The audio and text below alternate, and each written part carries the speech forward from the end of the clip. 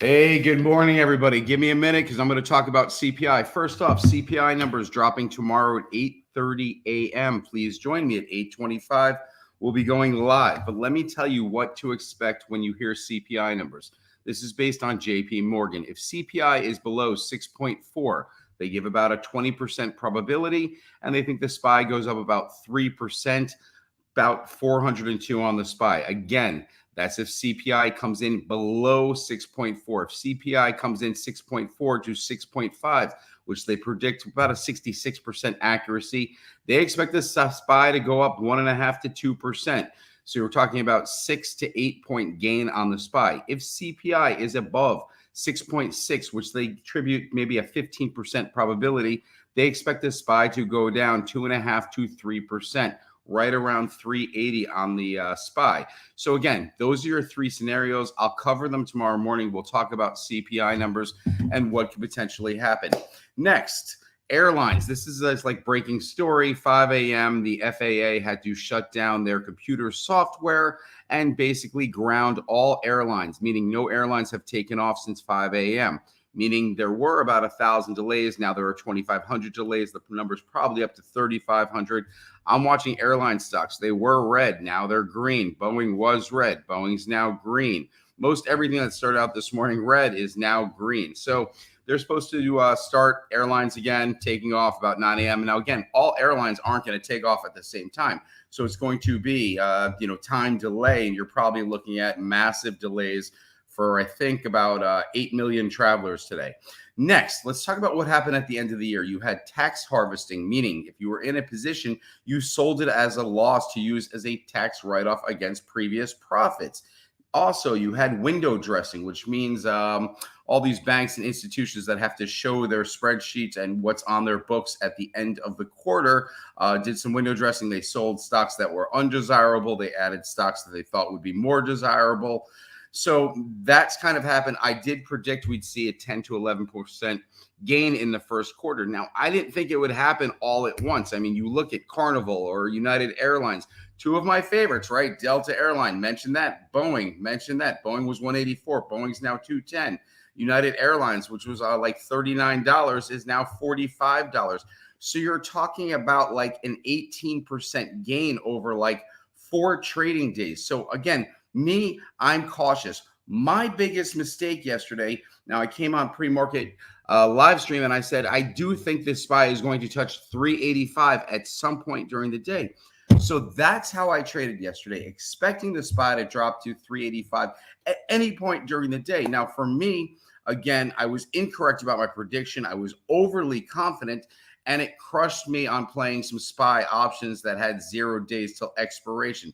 So that was my biggest mistake yesterday. I'm not sharing it because, let me tell you, I'm sharing it to help you. When you come up with a strategy or an idea of what you're going to see in the market today, if that changes and the market is not showing you what it needs to show you, you need to alter or rotate your strategy.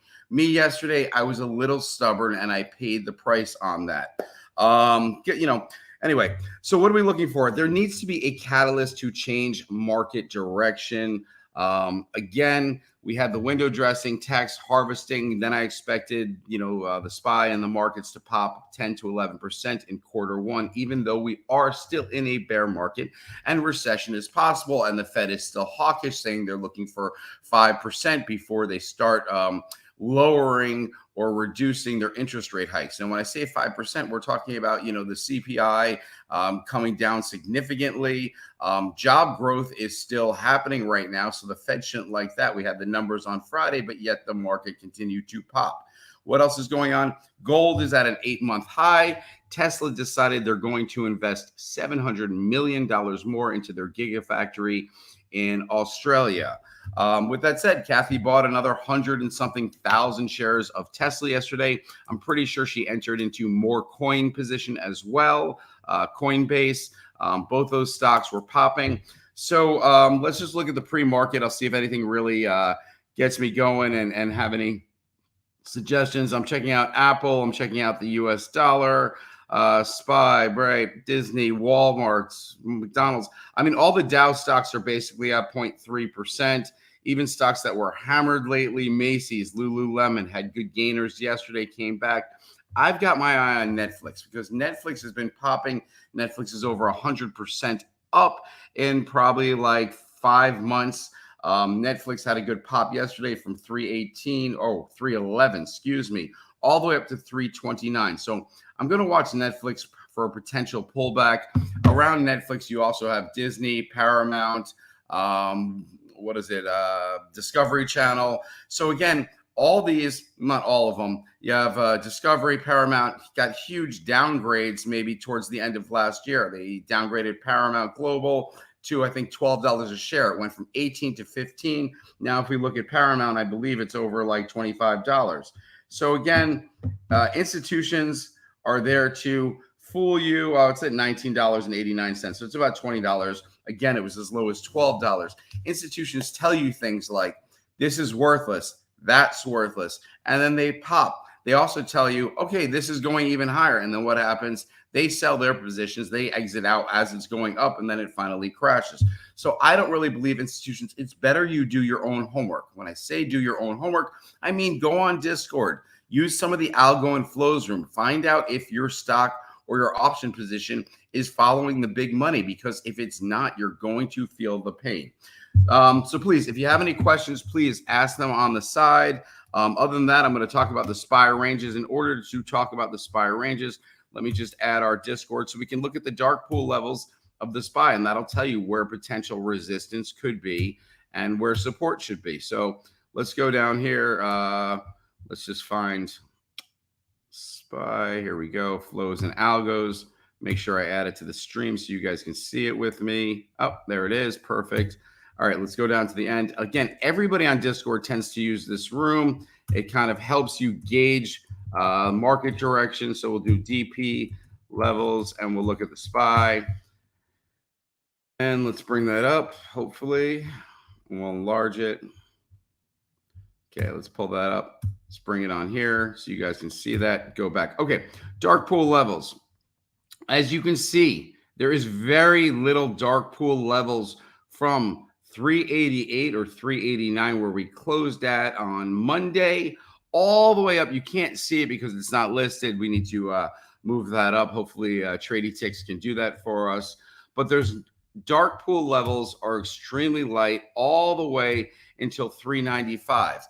So if I was expecting some type of run this morning, I could say the SPY could potentially run up to 395. Now, do I think that's going to happen? I happen to think we're going to have a light volume day yet again. Okay, yesterday was extremely light. All you saw was in the first 15 minutes of buying of the market, they were buying. And in the last about 5 minutes or 10 minutes, they were buying. The rest of the day was extremely, extremely light volume. When you have light volume, you're set up for market manipulation. That's what we saw on Monday when we saw the market going up. Then calls were sold and puts were bought and the market dropped. I was looking for a similar instance yesterday. I did not see that. Again, so it's pretty important you follow the puts and call flow.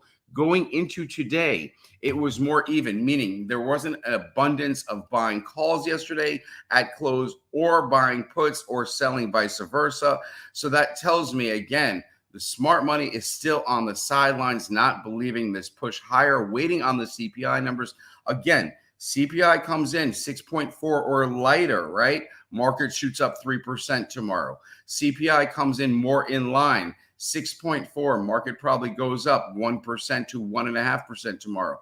CPI comes in higher, let's say 6.6. Market's probably going to go down 1%. And if it comes in 6.7 or 6.8, we're looking for a significant drop of probably 3 to 4% tomorrow. So understand, if it comes in hot, big drop, comes in light, big gain, position yourself accordingly. If you are unsure on what to expect, then it's better not to trade. It's better to keep your money on the sidelines. What am I likely to do? I'm likely to buy some contracts that are out of the money. They'll probably expire on Friday again, because I expect some violent moves tomorrow based on the numbers. So even if we explode in the morning, it's likely we'll drop sometime between 11 a.m. and 2 p.m. Vice versa. If we get knocked down in the morning, there's a good chance of a recovery. So again, most of my money's on the sidelines. I really screwed up yesterday with my SPY puts, I should have went out till Friday, at least given myself a chance to be right.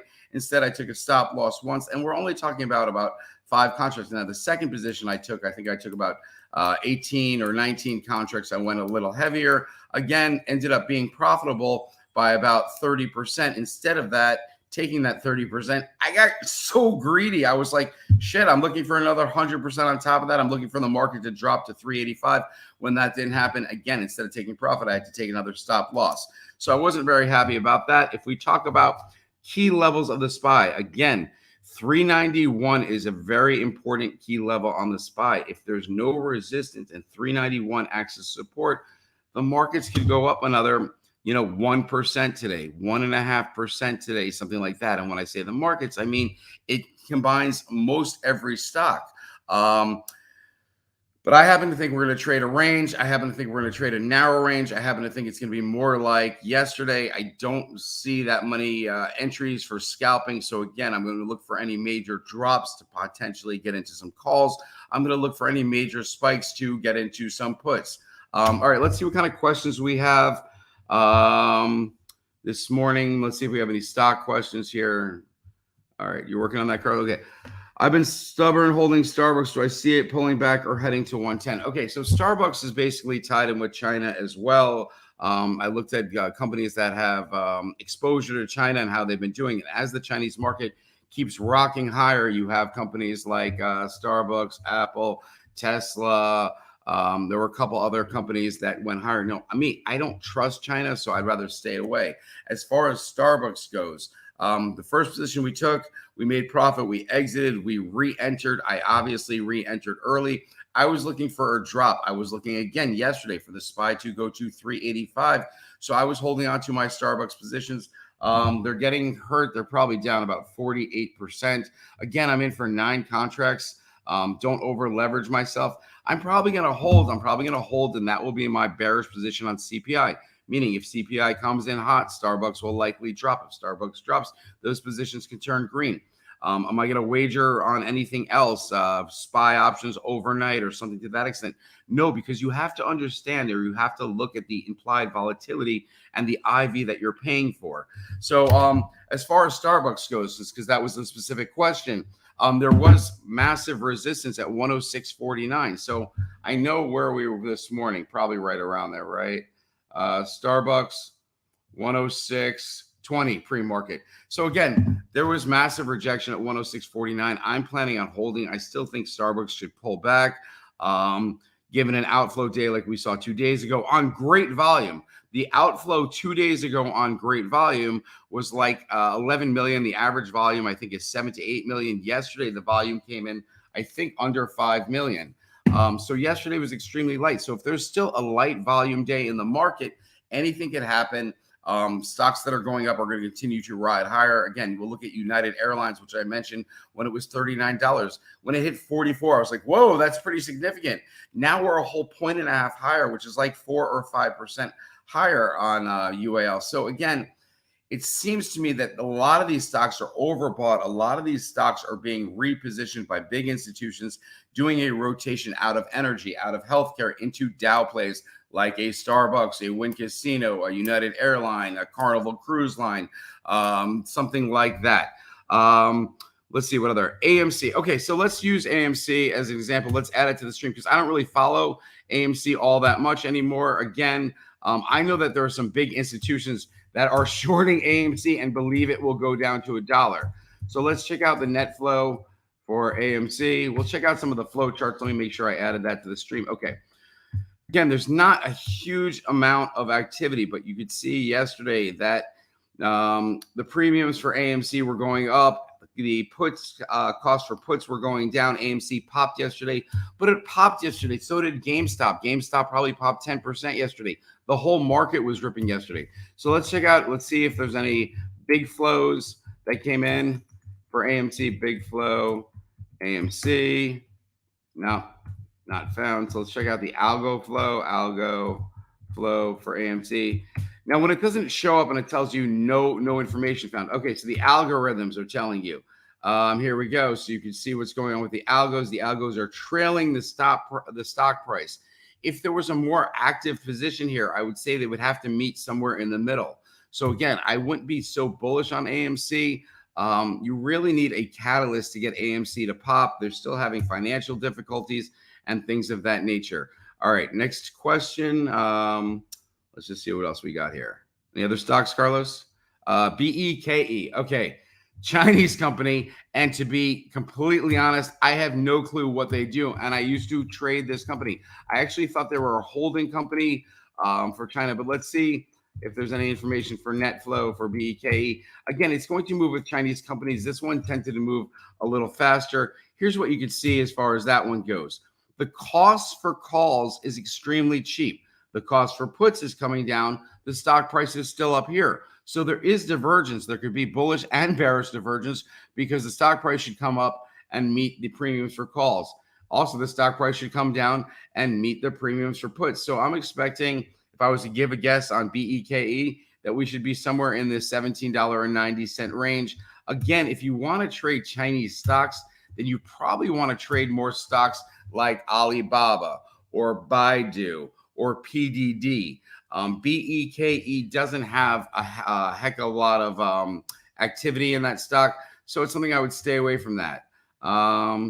UPS calls. Again, I look at more at FedEx, and remember, I was in FedEx. I think it was $10 lighter, so about 5 or 6%. I sold, I took profit, but let's bring up Discord and let's check out UPS. Okay, so here we go. TR, let's show you UPS, right? And then we'll check out Big Flow. Oh, shoot, I did it wrong. Big Flow. Let's check out UPS. Again, it might not be there, right? Let's check out the net flow, UPS. Let's check out the algo flow for UPS. Okay, so let's see what we see for the net flow. Net flow is telling us, let's make sure it's on the screen. It is. Net flow is telling us the cost for puts, the premium for puts, has not decreased. It is still higher than the premiums for calls. You're still seeing negative outflow. Yesterday was a good day, but everything was popping yesterday. I'd be more apprehensive with UPS just on that one. Okay, let me just see where the other one is. People are actually using this while I'm doing it. So that was the algo here. Okay, here's the algo flow. Now here, you got the algo flow versus the price. Again, there is a divergence here, so they're probably going to meet somewhere in the middle. So again, 179. This isn't a stock or an option that I would get involved in. I like to see, when I see something and I go into an option, I want to see heavy on the call side, meaning I want to see like $2 million or 2 million positions open on the call, maybe like 200,000. I'm looking for a call to put ratio of like 90%. And again, you could find this information on Twitter. A lot of people, end of day, whether it be Market Rebellion or Unusual Whales, will tell you, here's the percentage, and they'll tell you Apple, 74% calls, 26% puts. There are some stocks that you're going to find 88 to 90% calls, 10% put, or vice versa. If you see a 90% put and a 10% call, it's likely the market and the stock price or the ETF price will catch up. Other than that, please hit the like button. Unity Software, bullish on 23 gaming software companies. Yeah, totally. I mean, here's the thing, right? I was so negative. I'm just going to talk about, before I talk about Unity Software, I'm going to talk about DraftKings. And I'm not bullish DraftKings, but these companies that accept wagers on gaming, I think Disney owns a part of a company. You have DraftKings. You have a couple other companies. The booking or placing bets and accepting bets is extremely profitable. Some of you that know me and have heard about my history, I was a bookie in college, literally for 3 months. I did it for 90 straight days. I won 89 out of the 90 straight days. I used to go out at night, come back, look at my spreadsheet and be like, okay, I got to collect some money tomorrow. Made whatever it was that night. Made a lot of money. With that said, the house always wins. So you're talking about FanDuel, DraftKings. Now, when I was downplaying those companies and saying how terrible they were, that's because they were only involved in fantasy leagues. Fantasy leagues is not the way to make money. Accepting wagers is the way to make money. So I don't know that much about Unity Software. I do believe Unity Software was was one of our picks on the Discord yesterday. Bullish and bearish scenarios were given. I believe it hit 3 price targets. So again, I don't want to comment on something I don't know, but I do like the companies that are involved in the gaming sector as long as they have a decent valuation. So if I was involved in Unity and I was looking for a longer term investment, I want to see how much debt is on their books. I want to see what their earnings are or how negative their earnings are. I wonder if Unity actually has any earnings. So let's just look that one up real close. Unity. Okay, Unity Software, again, made a good push yesterday, up 6.5%. They've been buying the stock. Let's see, 1, 2, 4, 8. 8 out of the last 11 days. Yep, it's on the watch list again today. Okay, so I'm assuming, and there seems to be a good buy-side demand pre-market. Again, I don't really go off that much pre-market, but it has about 30,000 shares traded, which is pretty significant for this stock. If I was going to say where it could potentially go to, again, if the market continues to run, and the last time it ran for Unity was the beginning of November, the second week in November, and you saw about 14 out of 16 inflow days, and it went from after earnings, which was about $22 a share, all the way up to $40 a share. So it moved probably like, what, 74% higher after earnings after it got beat up. Do I think that's going to happen? I'm looking at volume the past couple of days.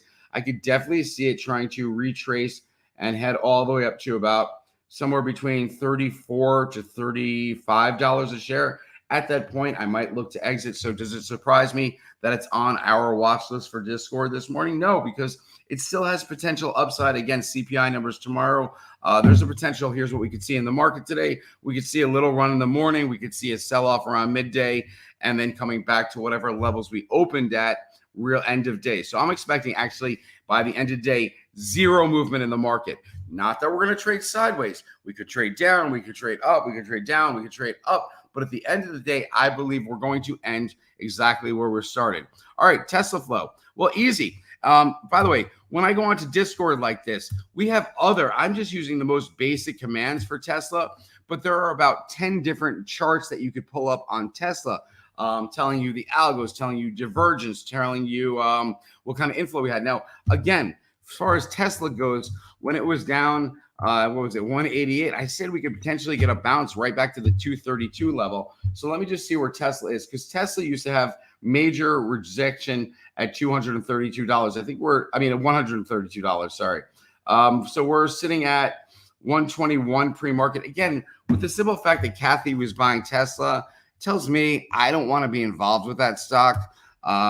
Tesla did sell 300,000 new automobiles literally after the last week when I mentioned they were having a discount on their Model S and Model Y in China. One of them was down 14%. The other one was discounted 24%. So Tesla's had a very good run. But let's check out the big flows on Tesla and see where the big money was going. Too early in the money, so we'll do algo flow. Again, the algorithm should say Tesla bullish. Yeah, I mean, you can see the stock price going up. You can see the algorithm going up. But they could easily reverse. I mean, you could see them going up here, and then all of a sudden there was a drop. So can't really use that one for Tesla. Let's look at the flow sum and see it. Look at all the outstanding options for Tesla. Flow sum, Tesla. Nope, can't see that one either. Flow sum, net flow, algo flow. Let's look at the top flow. We haven't done this in a while. So let's look at the top flow and see what people are actually buying and selling. Okay, so you could look at the hedges. Pull it up. You can see you got SPX here. You got the SPY here. You got Palo Alto Networks, PayPal. So this is interesting. PayPal and Square. On the other side, you see some energy stocks, interest rate. You see the VIX. You see Apple, CLLs here, Coin, which is getting a boost, Target, GM, kind of like consumer staples and mainstay stocks. Tesla actually is on the bearish flow cycle. Same with PayPal. So here's what I want to bring up. And PayPal and Square are probably similar, and maybe Tesla can jump in there, but not really for what I'm talking about. There's been a 5-day bearish divergence on Square, meaning algorithms are telling you Square should go down. Square for the past 5 days keeps going higher. So the algorithms aren't 100% right all the time. But if you give yourself enough time, meaning if I went out on Square puts from today and I went out about 2 or 3 weeks, I'm probably going to make money on that type of trade, especially since the algos were bearish as of 5 days ago. So 5 days ago, we're still going higher. Just makes for a better entry point. See what else we got. SoFi has been running. Okay, let's check that one out. Add it up there. I got this one, Carlos. Okay, SoFi has been running earnings 130 after last earnings. It tanked. Thoughts? SoFi is tough. SoFi, I don't think, brings in any money. They just lose money time after time. Then you have the student loan debt forgiveness, and then it was challenged in court. SoFi has been moving, but SoFi got pushed up. Let's remember last earnings period, it went to $8.88 1 or 2 days after earning, and Jim Cramer said, great stock, great quarter, going higher. And it went from $8.88 to $4 and change. So, I mean, could SoFi go higher? Sure, because it lost 50% of its value. And I'll tell you the exact number. Let's go 3 months here. 1 year, here we go. It was earnings August, pushed up to 888. You had earnings again. It tends to get a little bounce running into earnings, like right around earnings session. And what do? It looks like they sell off every time. So the move on SoFi is like the move on everything else. SoFi at $4 flat, now up to $5. You're talking about a 25% move up. Well, great. You could look at, Lucid. Lucid was $6. Lucid's up in $7 range right now. So you're talking about 15% there. United Airlines, you're talking about 20%. You're talking about 15 to 20% since the last day in the last year. So, I mean, we're only January 11th this morning. We're probably like 8 trading days in, and you've got 20% movers on something like that. So, I mean, I would be extremely cautious. If I was going to play SoFi puts, you want to wait on the reversal. You don't want to just jump in. So, again, if I'm looking at SoFi and I'm looking at the month chart, heavy inflow 3 out of the last 5 days. I wouldn't be taking a bearish position on SoFi until you see it reject a certain level. I might look at the dark pool levels on SoFi. Oh, let me see. You could look at dark pool levels on almost every stock. So let's check out Tesla first, because somebody asked me about Tesla. I didn't even think to look at the DP levels, right? Tesla. Let's see what we come up with.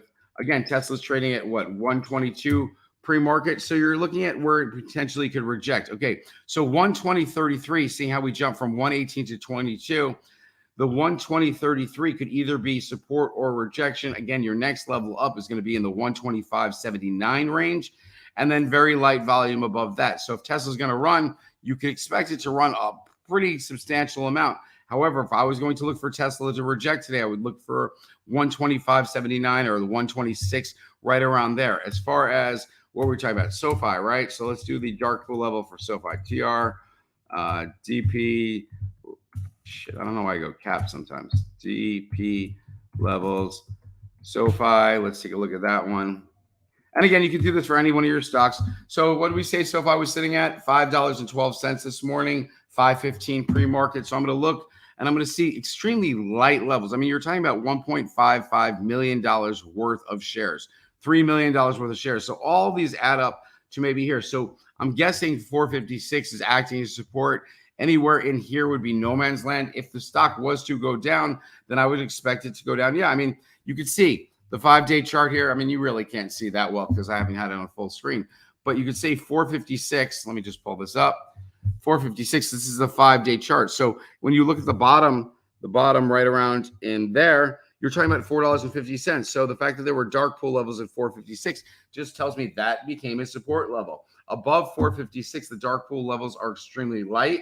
Volume was good the last 2 days, but we know on lighter volume days, anything can happen on stock manipulation. So if there are people that are bearish SoFi, they can obviously get in and push the stock down. That's the other reason I got involved with Starbucks. Although the algorithms were going against my thoughts and the algorithms were telling me Starbucks was going to go higher, I happen to know of 2 institutions, hedge funds / institutions that took major short positions in Starbucks. Now, they're pretty smart. And as the market's ripping, they're not going to try and fight and make Starbucks go down yesterday because the market was ripping higher. The market was ripping higher. It's not like anything was going down. However, I do know short interest in Starbucks has started to pick up significantly. Maybe I didn't give myself enough time. I obviously entered a little too early, but my mistake was when I secured profit on the first trade. When I secure profit on a trade, I like to go back to that same freaking trade time and time again. If it works for me once, I assume it's going to work for me twice. In this case, it did not. But I've had trades that I've gone 1, 2, 3, 4, 5 times in like a 3-day period, each entering at the same position, each exiting out the same thing because we see support and rejection. So remember, one of my stories or rules was learn a stock or an ETF like family, meaning You know all its characteristics. So when it goes up to the top end, you're like, oh, I expect it to reject, and you're going to be right. Or you know exactly where support is going to be. Remember, I used to trade Palantir a couple of times, PLTR. I knew exactly where support was. I knew it where we reject. The same is true for Ford. A lot of the times we know and we can see where Ford's going to, and we know where it's rejecting because you see the volume pick up significantly. All right, with that said, 9 a.m., got to head over to Discord. Thank you, everybody, for joining me. We'll have the Discord video shortly. Romeo has posted his schedule for the next, I think, this end of the week and next week. He's doing a bunch of live streams. The next public live stream, if you're not part of our Discord, I believe is on Tuesday. If you want to join our Discord, you can look right below. Again, we have my updates. We have Love's comments, B-Finger, Drake, Romeo. There's a lot of good shit out there. See you guys later. Thanks for joining me. Please